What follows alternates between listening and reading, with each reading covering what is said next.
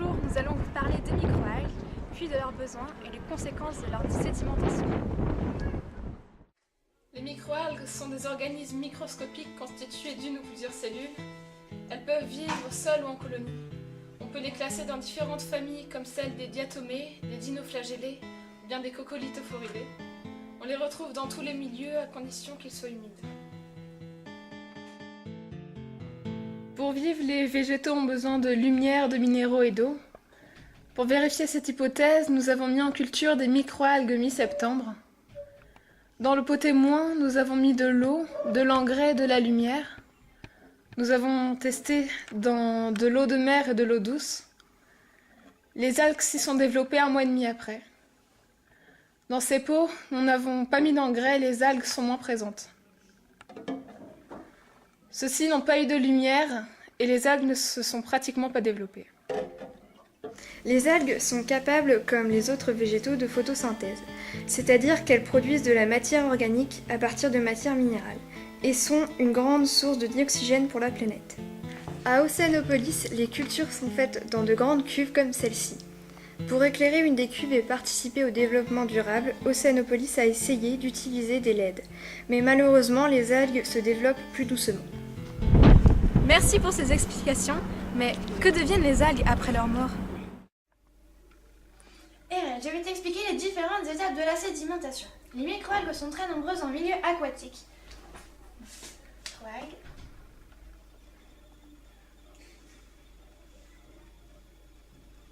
Mais on les retrouve surtout à la surface, à la recherche de lumière. Lorsqu'elles meurent, elles tombent au fond. Elles se compactent puis se cimentent.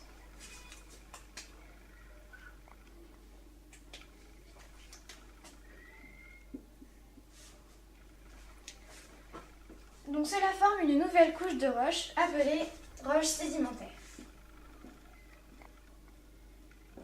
Les microalgues sont-elles présentes dans le calcaire? Et comment le vérifier? Voici une craie. C'est une roche sédimentaire formée de résidus de coccolithophoridés.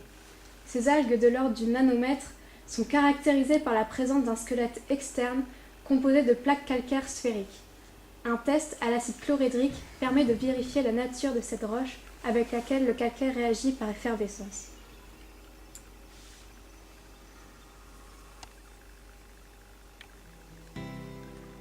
Donc voici quelques exemples de roches sédimentaires. Elles sont plus fines lorsqu'elles sont composées de microalgues, donc comme par exemple la craie ou la diatomite. Et donc voici un autre exemple de roche sédimentaire composée de coquillages. Les microalgues, présentes dans de très nombreux milieux, sont importantes en qualité de productrices primaires de matière. Bonjour à tous, je me trouve ici avec toute l'équipe et nous allons vous présenter les algues sous différentes formes.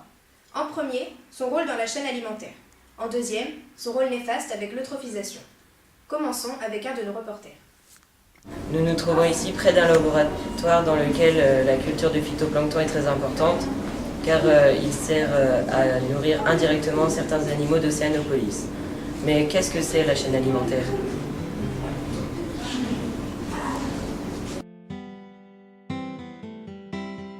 Nous avons choisi un exemple de chaîne alimentaire simple pour vous expliquer ce dont il s'agit. Les producteurs primaires capables de produire de la matière organique à partir de matières minérales sont mangés par les consommateurs primaires, eux-mêmes mangés par les consommateurs secondaires. Voici un exemple dans le milieu aquatique. Nous retrouvons nos microalgues à la base. Le premier maillon est consommé par exemple par les copépodes, petits animaux du zooplancton, eux-mêmes mangés par des prédateurs plus grands tels que les méduses. Dans le milieu, les chaînes alimentaires ne sont pas isolées mais organisées en réseaux complexes répondant à un juste équilibre entre les différentes populations. Que se passe-t-il si on ne protège pas les prédateurs? Ces proies vont se multiplier, le zooplancton ne serait pas suffisant pour toutes les nourrir. Si cette fois, c'est le phytoplancton qui venait à disparaître. Les consommateurs 1, sans nourriture, périraient, puis alors, ce serait au tour de leurs prédateurs. Si on ne protège pas les consommateurs, les secondaires n'ont plus de nourriture et la population de phytoplancton augmente de façon démesurée. Et si la quantité de phytoplancton augmente, que se passe-t-il? De retour dans nos locaux, rejoignons un de nos reporters sur le terrain, en compagnie d'une personne habitant une zone touchée par ces développements trop importants d'algues nommés eutrophisation. Bonjour madame, où nous trouvons-nous actuellement et que se passe-t-il? Nous nous trouvons actuellement à l'Auberla, où l'eutrophisation y est importante. Pouvez-vous nous décrire l'impact de l'eutrophisation sur le paysage? Un excès d'algues, des plages étouffées, ainsi que la mort de nombreux poissons et autres animaux. Et comment réagissez-vous par rapport à tout cela? Je suis révoltée. C'est très désagréable l'été d'aller se baigner avec une plage remplie d'algues. Et que conseillez-vous à tout le monde pour stopper tout cela? J'aimerais que les gens fassent plus attention à ce qu'ils jettent dans la mer ou dans l'eau. Très bien, merci. Je vous en prie. Les engrais sont transportés par l'eau de pluie et arrivent dans les étendues d'eau, rivières, bords de mer, étangs, etc.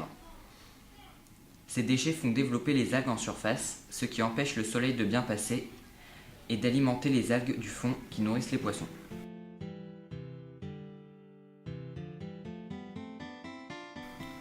Des bactéries se développent, usant toutes les réserves d'oxygène et tuant les animaux.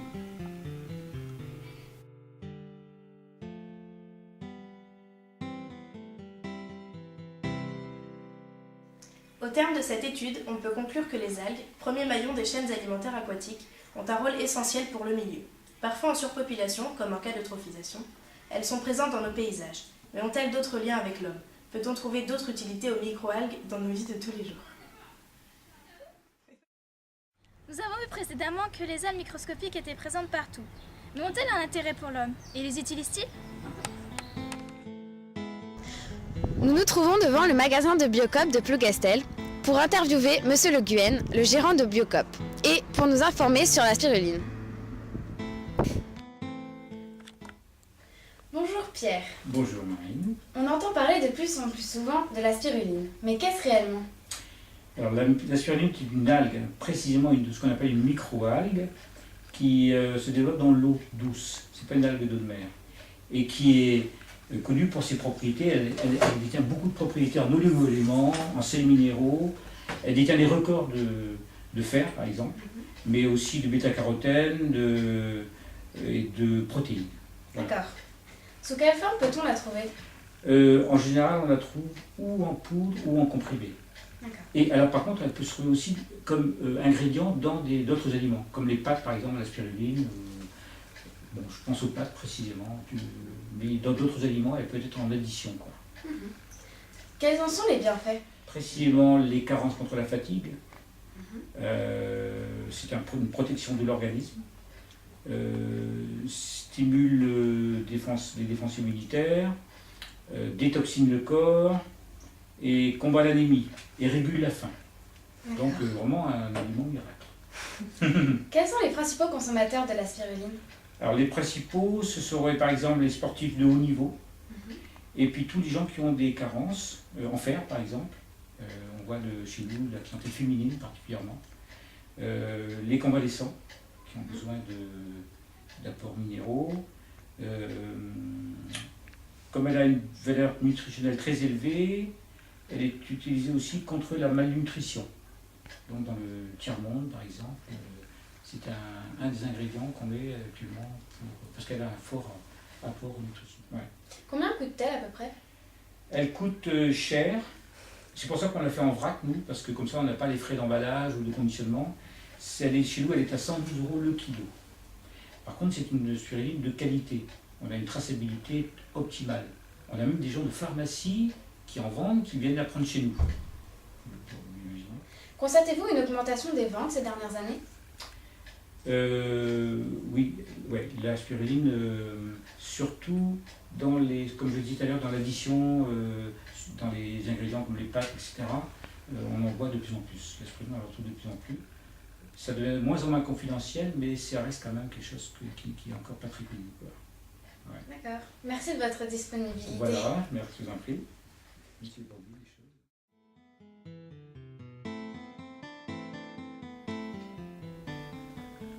Voici un cachet de spiruline que je vais dissoudre dans de l'eau distillée.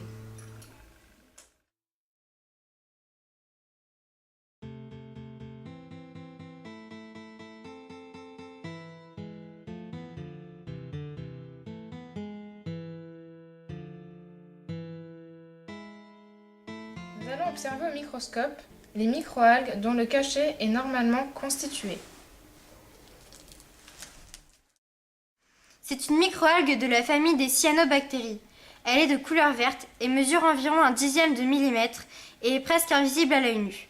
Cette algue est en forme de spirale.